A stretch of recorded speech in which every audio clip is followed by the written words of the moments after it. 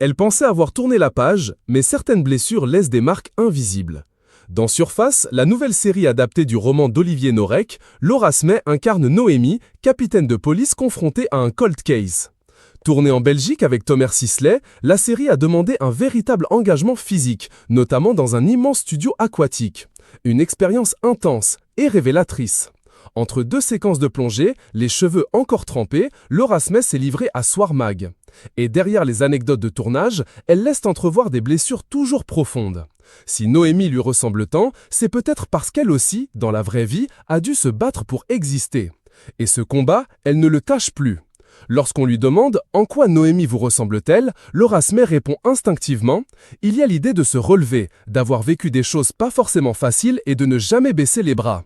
Il y a ce côté animal blessé, assez instinctif. » Des mots qui résonnent fort quand on connaît les conflits familiaux qu'elle a dû affronter, notamment autour de l'héritage de Johnny Hallyday.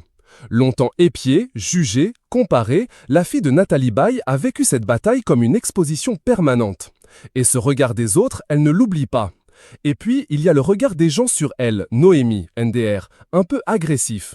Avec tout ce que j'ai vécu, je ressens aussi parfois ce regard parfois insistant. Noémie, elle ose enlever son manque. Une phrase qui résume à elle seule les stigmates d'un conflit ultra médiatisé. Si elle évite d'y revenir frontalement, l'ombre de cette affaire continue de l'accompagner dans ses choix, même artistiques. Dans la série Surface, Noémie porte une cicatrice imposante. Une transformation que Laura Smith n'a pas fui, bien au contraire.